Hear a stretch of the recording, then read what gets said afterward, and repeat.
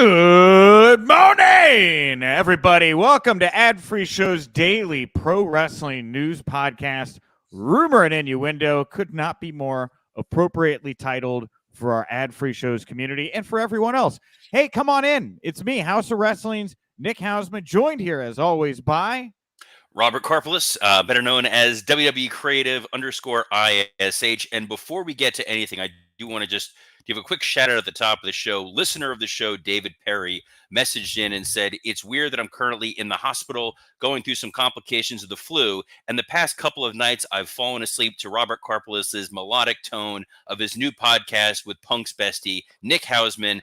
David, we just want to start off at the top saying, hope you're feeling better. Happy to lull you to sleep or put you to sleep, as your friend CM Punk would say. Man, you know, it is. We are best friends. He loves it. He comes over. I crack my IPAs. I pack a bong. And he's just like, wow, my best friend, Nick Hausman, pot smoking, beer drinking, BFF, right? Wonderful. You're a regular Sandman. Thank you. I don't run from what I am.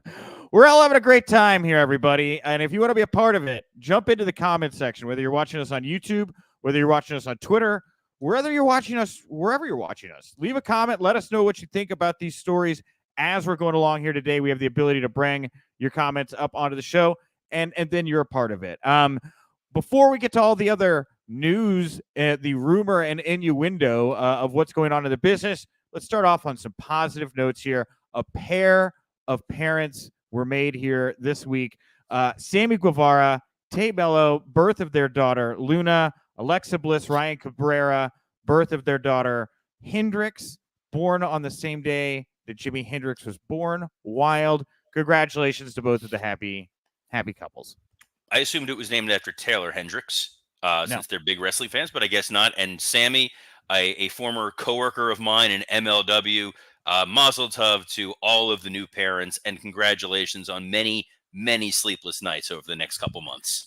All right. With that, we got a lot to get to here today. We're going to talk all about this MJF Devil storyline from last night, Collision Rampage of viewership, CM Punk being on his best behavior, because we got to have something CM Punk to talk about here on the show today. God, I just can't wait for that one.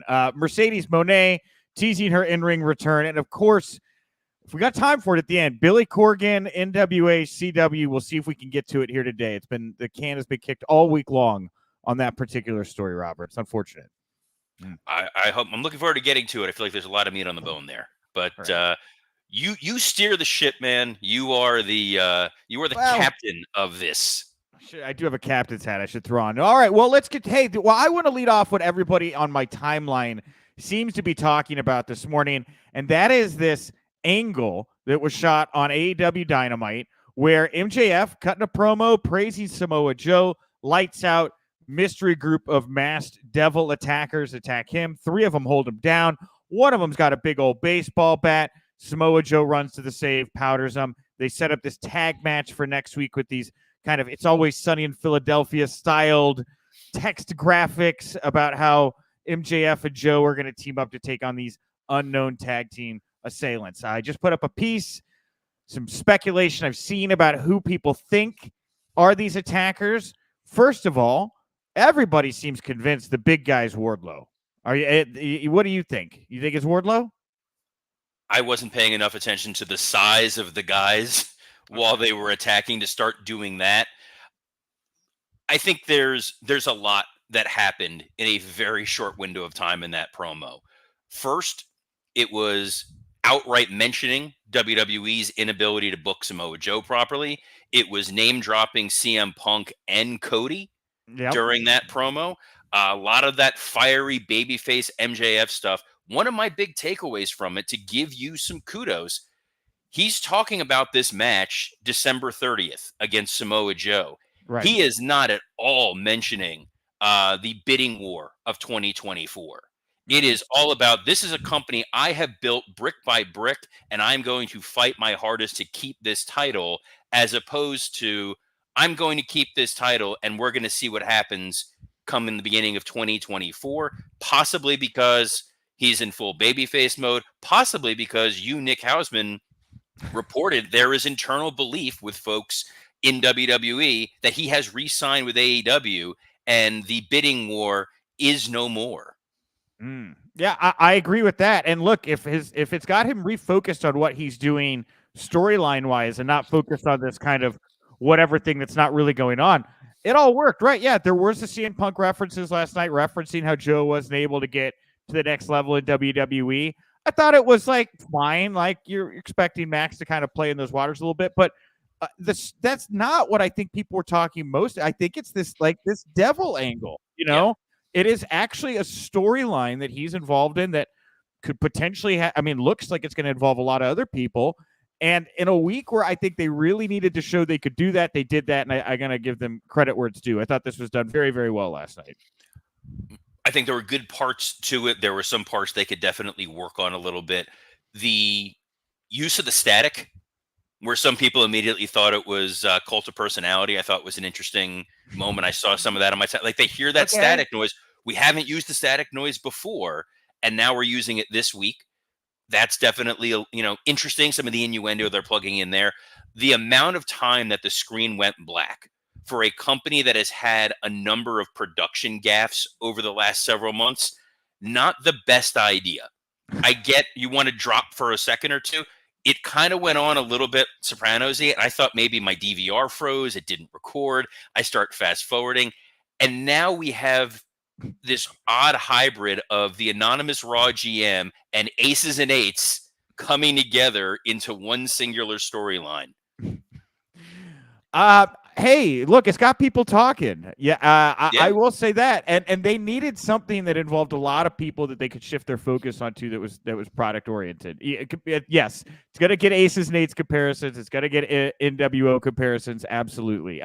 Before we get into we got feedback coming in here real quick. I'll jump into that here in just a moment. I did want to point out another group of possible culprits here. So in the last 24 hours, Jack Perry, Sammy Guevara, Britt Baker, they've all liked this tweet that a fan put out that read, in response to MJF, who said he's trying to bring the feeling back to AEW, this fan wrote, "You have almost single-handedly destroyed the feeling." Now, all of those people liked this tweet, right? And then Britt Baker had another tweet she put out after Dynamite last night about how much promo time Max got on the show and other people got, and how she's had zero promo time.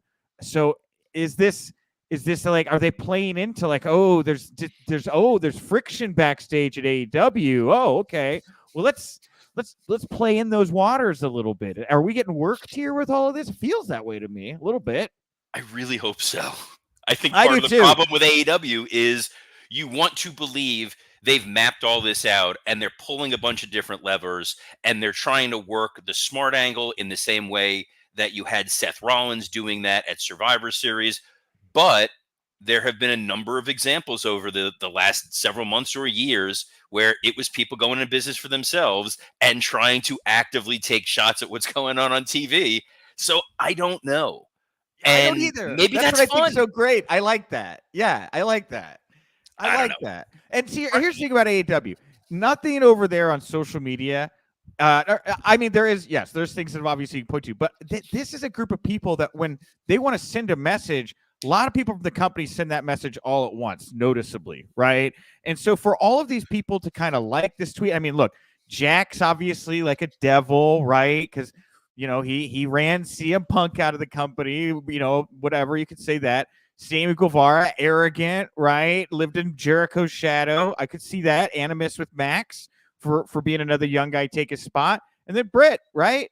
She's obviously making her case out loud right now on social media. I think they would all be very good candidates. Probably a nice little heel faction, I would dare say. Would be a nice little heel faction. You put Sammy together with Jack Perry, with Wardlow, with Britt Baker, and then, the devil himself, who's most likely going to be MJF. So Elliot Harris here saying, got a feeling that Max is the devil despite last night. So is this all some kind of elaborate ruse to get over on Joe or something like that? What's the devil done to actively affect MJF? They took out Jay White. They threw Max Caster through that glass window in that office. And now they're forcing Joe and Max to have a match next week, which puts Joe in jeopardy going into this match in December. And at no point during the physicality of Max did he actually get touched. He got put down on his knees. They're holding him back. What's going to happen? What's going to happen? They never touch him. So it feels like that's the ultimate payoff. It's me, Austin. It's me all along with Max. It could be Britt. It could be Britt trying to force Adam Cole's hand in this situation. There's a lot of different options that are on the table. The text messaging being "It's always sunny in Philadelphia" was a little funny. I guess that was to spare the Ole Anderson voice. But I like that. I will give the anonymous devil credit. He's booking a little better than Tony Khan. Books a tag match for next week. And Tony's just like, well, there's this supernatural creature that's invading my production truck, taking over my show and trying to kill my champion. Yeah, let's let him book matches. Yeah. Well, the other big buzzy thing coming out of Dynamite last night was the interaction between Jay Resso, Christian Cage, and Adam Copeland. You know, when you go, we could curse on this show, right? I could say what he said. There's nothing going to be stopping I don't know what the rules are. Well, let's put it this way: we can only say what they're allowed to say on TBS, a family-friendly channel airing Christmas ads. But yeah, I guess we can do it. So Adams told Jay to go fuck himself, right? And that was not bleep. Yes, that was not bleep. Well, I blame the devil who already took over the production truck. Right. Probably because this 5-second delay happened after he dropped the F-bomb. So it's clearly the devil is having a lot of fun. Maybe it's Mike Mansouri. Love Mike Mansouri, great guy, friend of the show. Maybe he's the one pulling the strings here. I think Mustafa Ali, he was the hacker, right, down in NXT for a while. Maybe this is how they're bringing Ali in. Maybe this is how they're bringing a couple former WWE guys in, right? Is that a possibility here? Robert's just dead. I really hope that it is. Robert's just dead. I just said, what if it's a bunch of WWE guys? This is how they're bringing him in. We got him. We got Ziggler. We got I don't know. I forget the whole list of Top Dollar could be part of it. Who knows? Yeah. I think the other way is much more likely. Jack yes, Perry. they could. They've all been sent there by Kevin Dunn to take over AEW production. This is starting to feel a little I think that's the most logical solution. We're bringing back Well Done. I want to bring up Mike Milaro's tweet or comment here from YouTube. He says, let's all just hope that TK, Tony Khan, is not the devil, right? That'd be really something, wouldn't it? Wouldn't that be just breathtaking? So months ago on my Wrestle Roast podcast, cheap plug for our ad-free shows, brethren there, I had suggested that I thought that Tony Khan was going to wind up being the devil because in part, I don't see him being able to resist being on TV. And it would kind of make sense that the narrative out there is he's losing control of his company, that you have Max openly flaunting. It's a bidding war in 2024. Punk is gone. The Bucks are acting up. Everything's in chaos. So now he's going to be the guy who's taking back control and acting as the devil. And I think part of that is my selfish desire to want to see awkward, shaky Tony Khan on television every week. Yeah, man, it's really something to think about. Yeah, if Max takes this group of people and that's his little group to try to take back power, you got the Bucks out there, like we talked about yesterday, leaning into whatever public persona they think of himself. I mean, look, realism always seems to, take characters, turn them up to 10. Maybe this is what we need right now, a landscape of these guys playing out however they're really feeling about each other. It is, though, I will caution, because you mentioned WCW. I'll just leave it at this. Okay. AEW is kind of dangling on the precipice here. If they don't have a great payoff and a great follow-up to this Devil story, I'm going to be pretty concerned for AEW going forward. Well, and Coach Keith Morrison asking, quick question, who or what would be a letdown on this Devil angle? I mean, yeah, I think if it was Tony, they would be very upset. Who would, I think if it was a bunch of WWE guys, just because I think, again, they look at, all the names we just threw out there that you have in-house that you could do this with, that might cause some backlash. Who do you think would be a bad payoff to this Devil angle? I think there's two. I think Ric Flair bringing back the Black Scorpion would be a bad one. Wonderful. if it's Rikishi and he did it for The Rock. Oh wow, right. What's Kishi doing? Well, it was a bad night for AEW viewership on Saturday night. Head to head with Survivor Series. A lot of focus on CM Punk possibly coming back, which he did. Collision, let's see here. Collision did its all-time lowest viewership in its normal time slot, and Rampage did its all-time lowest viewership head-to-head with the Survivor Series pre-show. So it wasn't good news for those two shows on that particular night. Really, a big chore going up against Survivor Series.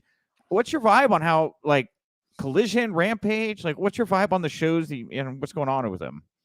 There's nothing must-see about what goes on in Collision.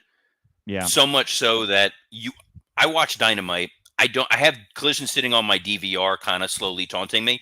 I don't go back and watch Collision and don't feel like I've missed anything.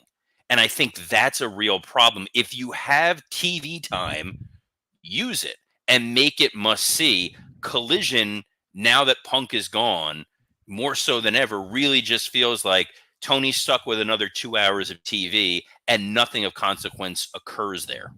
Yeah, because they were going to try to build around Danielson for a while and make him the kind of draw, but he was all over Dynamite, him and his eye patch, doing commentary. Which was awesome.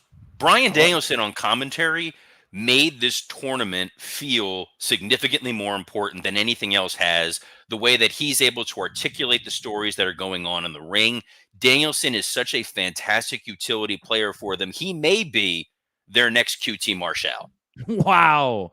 High praise. The other news coming out of Dynamite last night, they announced AEW Revolution, which is going to be the home of Sting's retirement match. Is going to take place Sunday, March 3rd at the Greensboro Coliseum in Greensboro, North Carolina. All the vibes, all the history. Rick will be there. Sting will be there. They hyped it up with Tony Schiavone. Are you excited, Robert? Are you on the hook here for Sting's final match? Maybe. All right. I think the problem is they're telling this story and watching that promo. Number one, Rick, bless his heart, talking about how when him and Sting wrestled before, we didn't even rehearse it beforehand. He kind of forgot where he was for a moment. That was kind of great. Yes. And I'm curious, you're building this history, but you can't show any of the footage of the history. So you can't show the reason why Greensboro is so important. You have no access to the NWA and WCW footage. So everything is just being told to the audience rather than being shown through a video package. So you really have to hope people actively remember what happened in 1989. And there's no chance Ric Flair remembers what happened in 1989.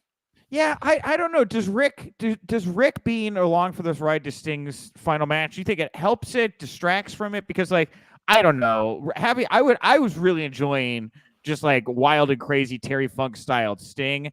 I was kind of like the direction. I don't know that I'd love that they just kind of shoehorned Ric Flair into all this with Sting, personally. It's odd. It doesn't make a ton of sense. It doesn't add anything to the package. I think the idea of Sting having his last match, having Darby in his corner, sure, that makes sense. You also don't associate Sting and Ric Flair as being allies or friends. They were great opponents over the years. It's sort of like when Dusty inducted the Horsemen. Yeah. It did. Yeah, exactly. Wasn't in it. Why did he do it? In WWE, as I said, we were going to have some CM Punk news here today. Fightful put out this report about Punk backstage at Raw on Monday night, saying he was in good spirits. He was on his best behavior backstage of the show. But there were those they spoke with that say they were told by higher ups that Punk has some kind of behavior clause in his contract. Now, first of all, before we get to the other stuff, again, Robert, we're talking about contracts and lawyer stuff. Behavior clauses, does that sound like a thing in a wrestler contract? Have you ever heard of a wrestler with that kind of clause in their contract? Almost every wrestler's contract, any performer's contract, is going to have some form of a morals clause. There's going to be. That's what I thought. Okay. Yeah, that's like saying breaking news. CM Punk's contract was signed by both parties. You heard it here first on Rumor Innuendo, guys. I don't know if it was a wet signature or a DocuSign, but it was signed by both parties. You can print that, Meltzer. Yes. I don't get the vibe anything, but you know what? Hey, I have been asking around. Haven't had anybody say they heard anything out of the normal here. But yeah, a behavior clause is pretty common. I think everybody was, but he's still a free agent internally. His show closing segment did not have a producer attached to it. It did get cut short because Orton and Mysterio ran long. But when he was told you're going to have less time, he was fine with it. This is the kind of like quasi boring CM Punk stuff I'm guessing is going to drip out here for a little while because I'm really not anticipating, Spindrift and muffins in this particular time. It's going to be a lot of he showed up, he played some dominoes, and he left. I don't know. Yeah, he's going to be a model citizen. He's going to do everything he can, and there's no reason for him not to. Until something potentially occurs, we're going to get a lot of Punk showed up, he did what was asked of him, and we're fine. Yeah. Also, I thought this story was kind of interesting. Over from Bloomberg, the Laborers District Council and Contractors Pension Fund of Ohio has filed a lawsuit against WWE leaders, including McMahon and Paul Triple H Levesque. That's Vince McMahon. Lawsuit is attempting to challenge the recent merger between WWE and UFC, claiming that McMahon put himself back in power and orchestrated the sales process to favor Endeavor. Basically saying there were other suitors out there that you could have gotten a better deal with, but you would not have retained power. You took this deal with Endeavor that may be less than we could have gotten elsewhere, because it meant you got to be put back in power, which he is. He's like above Dana White, the TKO structure. So they've dealt with lawsuits in the past similar to this. This Bloomberg article says they'll likely settle it with investors if it does come to that. But what did this raise any eyebrows for you? Did you think anything when you saw this, Robert? Pension funds do this all the time. They're trying to maximize their dollar, and they're trying to tell a story that probably isn't there. I don't think that they were privy to what the other offers were, and I highly doubt that this is going to really have any merit going forward. Vince, by the way, not in power really right now. So if this was his evil scheme to defraud the poor people of the Ohio Pension Fund, it didn't work. But they sold it to Endeavor. Ari Emanuel is an incredibly smart man. They clearly made the right decision. They made the right financial decision. Everything has been successful for Vince. Whether or not TKO overall is super thrilled, that's a totally different story. But the ultimate outcome of this lawsuit, by the way, is not going to be we're going to unravel the merger. This may well be, like you said, they're going to get some sort of a payout that they may have gotten an extra 5 to 6 cents a share. They're trying to challenge Vince's fiduciary responsibilities, and I don't see this going anywhere. So what happened here? So when you look at the hierarchy of TKO, Vince is above Hunter, Nick Khan, Dana White on paper, but in execution, it does look like he has lost all power. So I guess you can do it, but this is all Ari Emanuel, right? Who's just allowing these people to do their job. It's just very odd to me that, again, Vince is listed higher up the food chain than you would think, considering what he's being able to do right now. Vince was a necessary evil to get the deal done because the people of Wall Street are not as smart and sophisticated as we like to think that they are. When they hear WWE, they think Vince McMahon. When they hear UFC, they think Dana White. When they think Walt Disney, they think Bob Iger. And if you don't see that name next to the company name, a non-savvy investor is going to be concerned. And if there was going to be a merger, a sale, a takeover, whatever that was going to be, and it didn't involve Vince McMahon, that was going to scare the street. They were going to think that maybe Vince would challenge this. Maybe Vince would rise up and create another company. So he was a necessary evil. And I said all along, Ari Emanuel, incredibly smart guy, he will keep Vince around as long as he needs him, and then he will cut his head off. And in some of their internal filings, they admitted that they knew Vince McMahon was a liability, and they've tried to hedge against it. And Vince has been almost entirely neutralized since this has happened. Triple H is running creative, and the most substantial thing Vince McMahon has done since the merger is grow a mustache. No, that's not true. Dana White has credited him with getting the UFC deal done in Saudi. So we do know that Vince picked up the phone, talked to MBS, and said, hey, if you like doing business with us, Dana, you could do the same thing with him now. It's totally cool. We're all besties here. And Dana White has said that Vince opened the doors for that. But beyond that, I don't really know what Vince has done. Yes, Vince vouched for the character of Dana White to the Saudi royal family. They have a very high bar of who they're willing to do business with. and they value the word and opinion of the mustachioed Vince McMahon. When you frame it like that, Robert, it sounds so ridiculous, Welcome to professional wrestling, Nick. It's true. It is what it is. It's a beautiful business. Aaron Manzo here saying the mustache is more impressive than the Saudi deal. Let's be honest. Hey, it's gotten a lot of comments, that mustache has. Declan McMahon having to weigh in on his grandfather's mustache. By the way, I love Declan McMahon teasing that he would like to see a match with him, his dad Shane, and Vince. He wants a 3 generations of McMahon match. I'm in. God bless. I don't want to have to produce it, but yeah, that would be a hell of a lot. Look, if there was ever a match to bring back the cinematic world, yeah, bring back the McMahons. Partially because I want to see who's going to tear a quad first. Man, Vince would, now he can be kind of like that Godfather role, right? He just appears in vignettes. You got to go see him. They're probably not going to do anything with Vince. But anyway, get him a little cat. Get a little cat, right? He's got the cane, sharks with lasers on their heads, that kind of deal. We got a pair of updates here on 2 women, Jade Cargill and Mercedes Mone. Wrestle Purist saying that Jade is training with Roxanne Perez down at the Performance Center. And Mercedes Mone, she put up a teaser video yesterday showing she's back in the ring. She is training, teasing her free agency. I've seen people say, man, with Punk going to WWE, Tony should really get Mercedes Mone, make that deal, show that he can secure another marquee name. I think she goes back to WWE. It feels like that's the vibe, is people are coming home right now. There's no reason for her not to go back to WWE because they've shown with Damage Control they're willing to support Bayley at the highest level. Io Sky has been represented extremely well. If Dakota Kai was able to wrestle, I think she'd look really, really strong.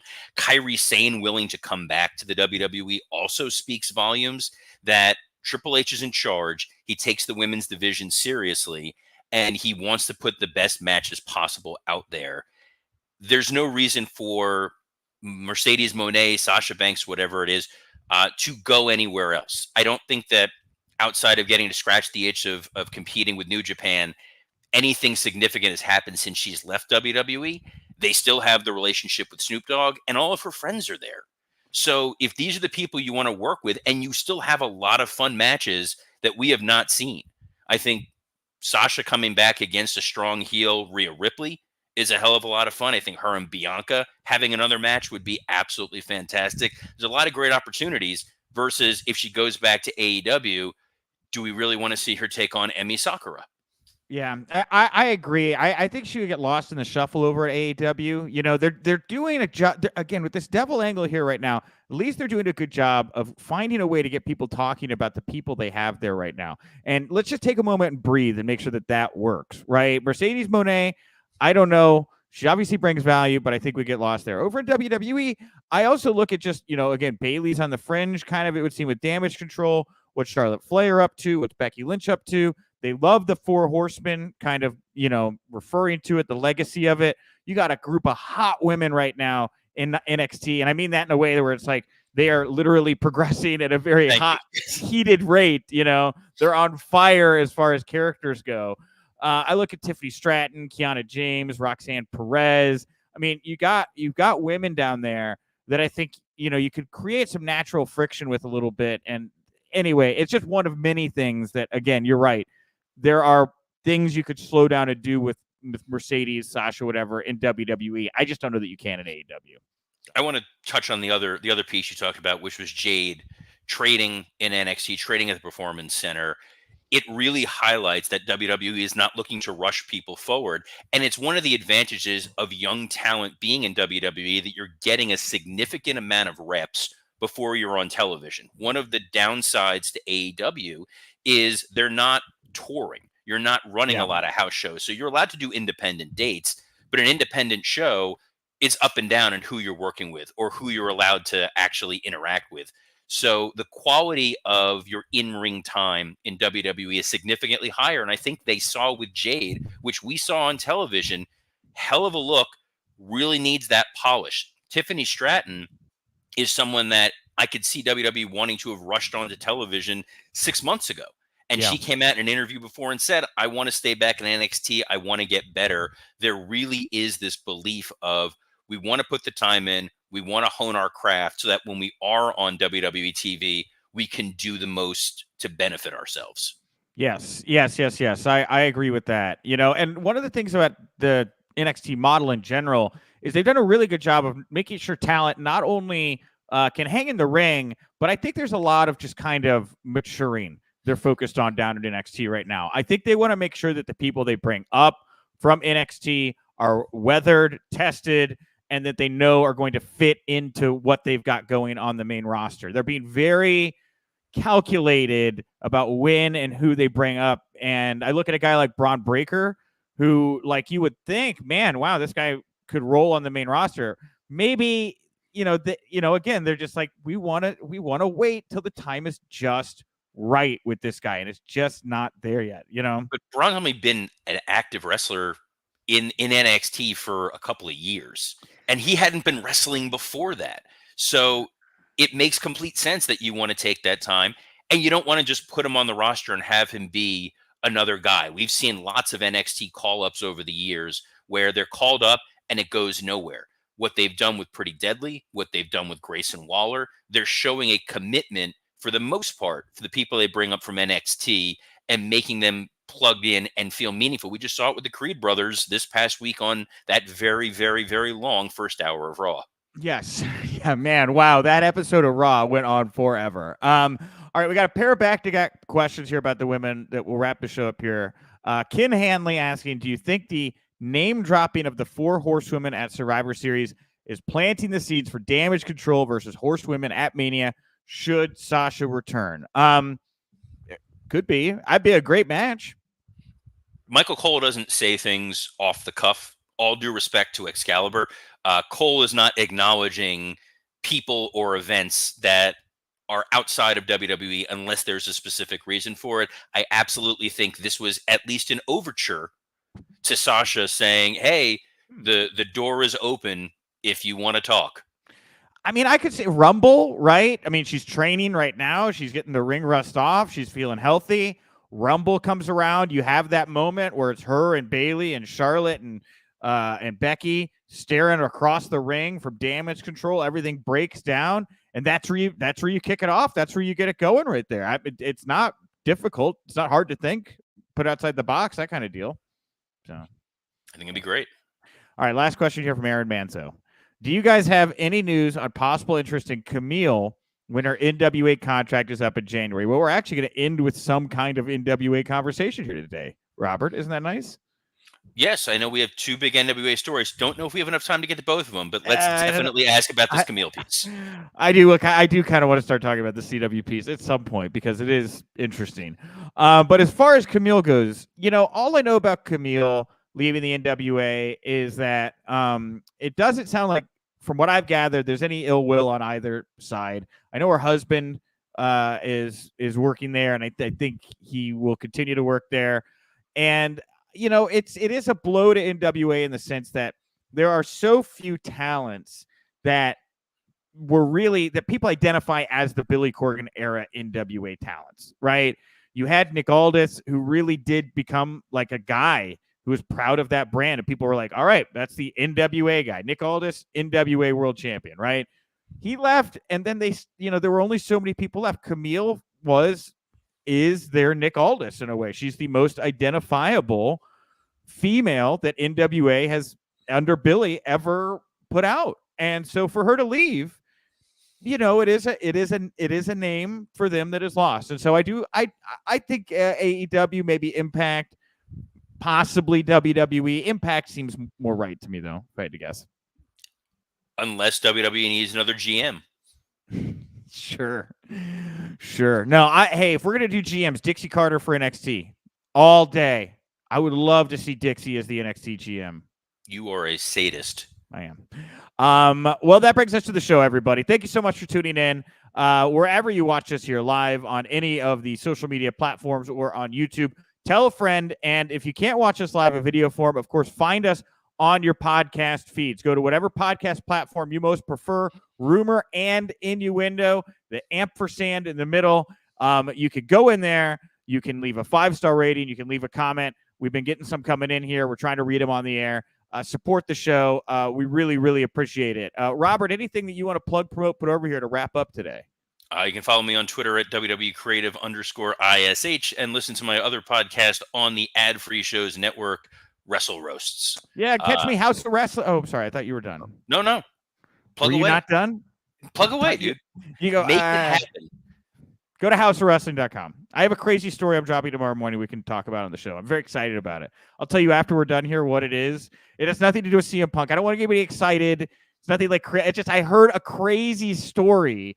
And I was like, wow, let's get some details on that. So we'll have some fun tomorrow on the site and on the show. I like a cliffhanger for the Friday show. But on behalf of the delightful Nick Hausman, I'm Robert Karpeles. Best of luck in your future endeavors.